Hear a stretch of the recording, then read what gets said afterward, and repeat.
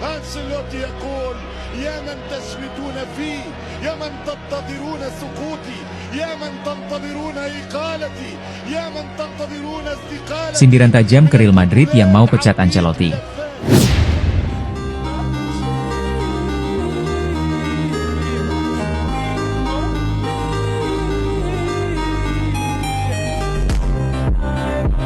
Final Copa del Rey, Barcelona bukan unggulan.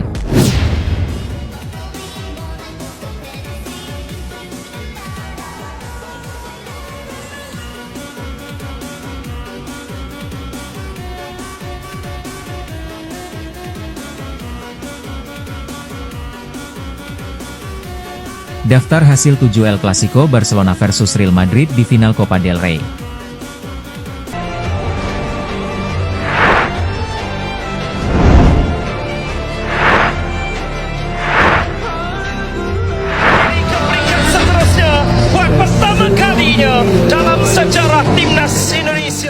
Daftar hasil 7 El Clasico Barcelona versus Real Madrid di final Copa del Rey. El Clasico antara Barcelona versus Real Madrid tercipta di final Copa del Rey musim ini. Kedua tim sudah bersua 7 kali di final Piala Raja, berikut hasilnya. Barcelona memastikan menjadi penantang Real Madrid di final Copa del Rey 2024-2025. Lamine Yamal dan kawan-kawan menyingkirkan Atletico Madrid di semifinal. Pada leg kedua di Riyadh Air Metropolitano, Madrid, Kamis, 3 April 2025, dini hari WIB, Barcelona menang 1-0 lewat gol Ferran Torres. Hasil itu membuat raksasa Katalan unggul agregat 5-4, usai berimbang 4-4 pada leg pertama. Barcelona akhirnya menantang Madrid, yang sehari sebelumnya menyingkirkan Real Sociedad. Los Blancos ke final dengan agregat 5-4, usai menang 1-0 pada leg pertama dan berimbang 4-4 di leg kedua. Menurut Opta, El Clasico di final Copa del Rey musim ini akan menjadi yang ke-8 mempertemukan Barcelona versus Real Madrid di final sepanjang sejarah turnamen. Madrid masih unggul head-to-head atas sang rival. Menurut catatan, Madrid sudah menang 4 kali dari 7 pertemuan sebelumnya. Rinciannya, Madrid juara Copa del Rey pada tahun 1936, musim 1973, 1974, 2010, 2011, dan terakhir 2013, 2014. Sementara Barcelona baru 3 kali menang saat jumpa Madrid di final Copa del Rey. Itu terjadi pada musim 1967, 1968, 1982, 1983, dan 1989, 1990. Final Copa del Rey musim ini akan penting bagi kedua tim. Sebab, Barcelona dan Real Madrid masih menjaga asa merebut treble winners. Barcelona dan Madrid masih sama-sama berjuang memenangkan gelar La Liga, dengan berada di peringkat 1-2 saat ini. Sementara di Liga Champions, keduanya juga sudah menjejak perempat final. Di Copa del Rey, keduanya akan bentrok di final, yang akan dimainkan di La Cartuja, Seville, 26 April 2025. Hasil 7 El Clasico Barcelona versus Real Madrid di final Copa del Rey. 1936 Madrid menang 2-1. 1967, 1968 Barcelona menang 1-0. 1973, 1974 Madrid menang 4-0. 1982, 1983 Barcelona menang 2-1. 1989, 1990 Barcelona menang 2-0. 2010, 2011 Madrid menang 1-0. 2013, 2014 Madrid menang 2-1. 2024, 2025 final Copa del Rey, Barcelona bukan unggulan.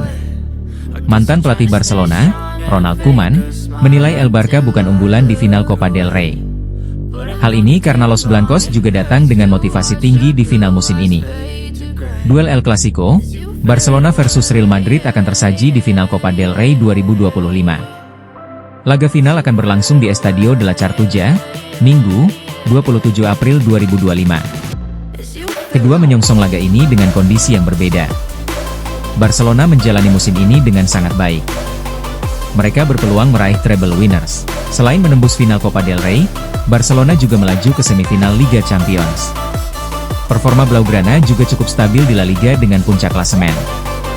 Barcelona meraih 76 poin, unggul 4 poin dari Real Madrid di urutan kedua. Saat Barcelona melaju meyakinkan, Madrid tak konsisten menunjukkan performa terbaik. Mereka berada di bawah bayang-bayang Barcelona di La Liga. Pada Liga Champions, Madrid juga secara mengenaskan disingkirkan Arsenal dengan agregat 1-5 di perempat final. Hal tersebut membuat Madrid gagal mempertahankan gelar di musim ini. Menilik dari hal tersebut, banyak pihak yang lebih mengunggulkan Barcelona pada final Copa del Rey. Meski begitu, mantan pelatih Barcelona, Ronald Koeman, menilai tak ada unggulan di laga puncak. Pria asal Belanda ini menilai secara performa di musim ini Barcelona memang lebih baik dari Madrid. Namun, Madrid datang ke laga puncak juga dengan motivasi tinggi. Trofi Copa del Rey bisa jadi pelipur lara Madrid usai gagal mempertahankan Liga Champions. Tidak ada tim favorit di final seperti ini. Jika Anda menganalisisnya, Barcelona mungkin memiliki hasil yang lebih baik dalam sepak bola. Tetapi dalam pertandingan antara Barcelona dan Real Madrid, apapun bisa terjadi. Dan bagi Real Madrid, ini adalah kesempatan untuk menebus kesedihan yang menyebabkan mereka tersingkir dari Liga Champions. Mereka menerima kritik atas permainan dan hasil mereka, tetapi di final Copa del Rey antara dua tim hebat, tidak ada tim favorit, ujar Koeman dikutip dari Football Espana. Sindiran tajam ke Real Madrid yang mau pecat Ancelotti. Real Madrid akan depak Carlo Ancelotti dari kursi pelatih. Luis Figo kirim simpati buat Ancelotti dan menyindir tajam El Real. Real Madrid dan Carlo Ancelotti akan berpisah di akhir musim ini. Walau sedianya, kontrak Don Carlo masih tersisa sampai musim panas 2026. Tersingkirnya Real Madrid dari Liga Champions disebut-sebut sebagai faktor utama. Madrid dihempaskan Arsenal pada babak perempat final dengan agregat telak 1-5. Carlo Ancelotti pun masih punya 2 kans untuk menangi titel. Itu adalah La Liga dan Copa del Rey, saingannya sama, Barcelona. Luis Figo, ex-pemain Real Madrid bersimpati kepada Carlo Ancelotti. Figo menilai, tidak masuk akal kalau pemecatan Ancelotti cuma gara-gara kalah dari Arsenal. Tidak masuk akal bagi saya, kalau Ancelotti dipecat karena cuma kalah dari Arsenal. Di sepak bola, Anda tidak bisa menang terus sepanjang waktu, cetusnya dilansir dari Gazeta. Real Madrid harus paham akan hal itu, sambungnya. Luis Figo menilai, Carlo Ancelotti merupakan pelatih tersukses di Real Madrid. Tak ayal, Ancelotti merupakan pelatih dengan menangi trofi terbanyak yakni 15 kali. Sepertinya banyak orang yang punya ingatan pendek dan melupakan segalanya, sindir Figo. Aneh kalau ada yang mempertanyakan kualitas Ancelotti. Dia pelatih tersukses, loh, tutup Figo yang pernah membela Madrid pada 2000 hingga 2005. 5 besar kandidat Ballon d'Or 2025, perebutan gelar yang sengit. Penghargaan Ballon d'Or 2025 masih beberapa bulan lagi, namun prediksi mengenai 5 besar kandidat terbaik sudah bermunculan dari berbagai sumber. Siapa saja pemain yang diprediksi akan bersaing memperebutkan gelar bergengsi ini? Bagaimana prediksi tersebut bervariasi dan apa saja faktor yang mempengaruhinya? Artikel ini akan mengulasnya. Beberapa sumber telah merilis prediksi mereka mengenai 5 besar Ballon d'Or 2025. Namun, perlu dicatat bahwa peringkat ini sangat fluktuatif dan berbeda-beda, tergantung sumber dan waktu publikasi. Tidak ada konsensus tunggal mengenai siapa yang akan menduduki peringkat teratas. Salah satu sumber pada 22 April 2025 menempatkan Ousmane Dembélé di puncak, diikuti Joao Neves, William Saliba, Raphinha, dan Gabriel Magalhaes. Sementara itu, sumber lain pada 28 Februari 2025 menempatkan Raphinha di posisi pertama, disusul Ousmane Dembélé, Mohamed Salah, Lamine Yamal, dan Kylian Mbappe. Perbedaan prediksi ini menunjukkan betapa ketat persaingannya. Faktor-faktor seperti prestasi tim, statistik individu, performa konsisten, dan popularitas pemain turut mempengaruhi prediksi tersebut, sehingga urutan peringkat 5 besar pun berubah-ubah. Sumber-sumber lain juga memberikan prediksi yang beragam. Ada yang menempatkan Raphinha dan Mohamed Salah di posisi teratas, sementara Ousmane Dembélé, Lamine Yamal, dan Robert Lewandowski juga masuk dalam daftar 5 besar. Sumber lain lagi bahkan menempatkan Mohamed Salah di puncak, diikuti Kylian Mbappe, Lamine Yamal, Raphinha, dan Harry Kane. Kehadiran nama-nama seperti Raphinha, Ousmane Dembélé, dan Mohamed Salah dalam berbagai prediksi menunjukkan konsistensi performa mereka sepanjang musim. Namun, Lamine Yamal dan Kylian Mbappe juga menunjukkan potensi besar untuk bersaing di level tertinggi. Prestasi tim juga menjadi faktor penting. Keberhasilan tim dalam kompetisi domestik dan internasional akan sangat mempengaruhi penilaian pemain. Seorang pemain yang membawa timnya meraih gelar juara Liga Champions atau Piala Dunia akan memiliki peluang lebih besar untuk memenangkan Ballon d'Or. Statistik individu seperti jumlah gol dan assist menjadi pertimbangan utama. Namun, konsistensi performa sepanjang musim juga sangat penting. Seorang pemain mungkin mencetak banyak gol di awal musim, tetapi jika performanya menurun di akhir musim, maka peluangnya untuk memenangkan Ballon d'Or akan berkurang. Meskipun tidak secara resmi dipertimbangkan, popularitas dan pengaruh pemain di dunia sepak bola juga dapat memengaruhi penilaian. Pemain yang memiliki banyak penggemar dan pengaruh besar di media sosial cenderung lebih dikenal dan mendapatkan perhatian lebih dari para pemilih Ballon d'Or. Yang jelas, persaingan Ballon d'Or 2025 menjanjikan tontonan yang menarik. Kita saksikan saja siapa yang akan berhasil mengukir namanya sebagai pemenang penghargaan bergengsi ini. Hey guys, this is Rodri, 2024 Ballon d'Or winner. I want to thank you, all the people that told me and trust me. So yeah, very happy for receiving this award. Thank you guys. Jadi tuan rumah, Arab Saudi dukung Piala Dunia 2034 dengan 64 tim.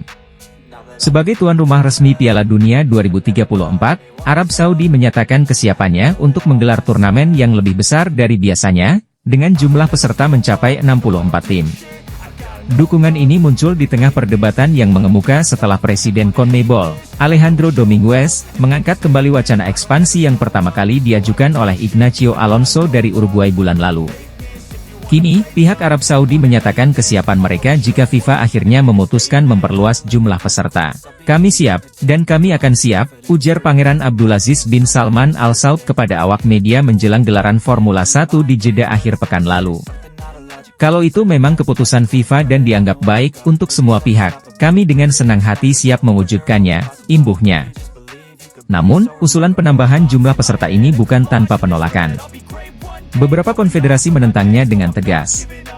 Presiden UEFA, Alexander Ceferin, menyebut gagasan itu sebagai ide buruk, sementara Presiden CONCACAF, Victor Montagliani, menyampaikan keraguannya.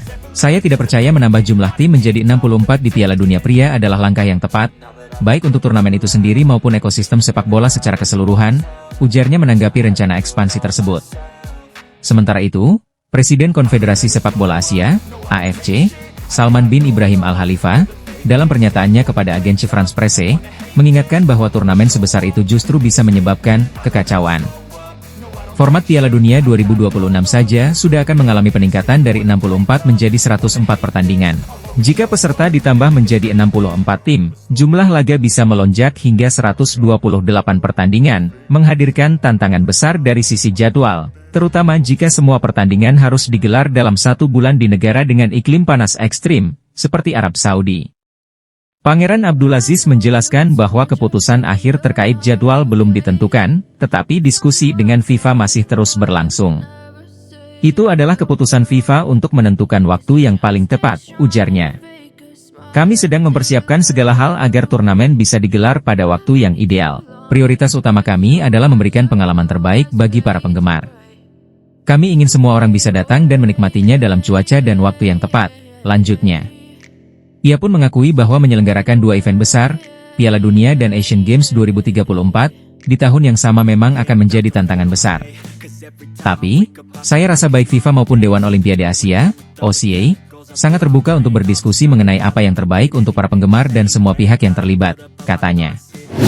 4 bintang timnas Indonesia di Eropa yang berpeluang pindah klub, sang kapten jadi rebutan, 1 nama merapat ke Bundesliga.